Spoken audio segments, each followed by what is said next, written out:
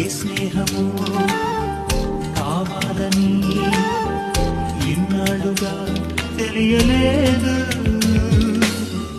ఇచ్చేందుకే మనసుందని నాకెవ్వరు చెప్పలేదు. చెలిమి చిరునామా తెలుసుకోగానే రెక్కలొచ్చాయో ఏమిటో,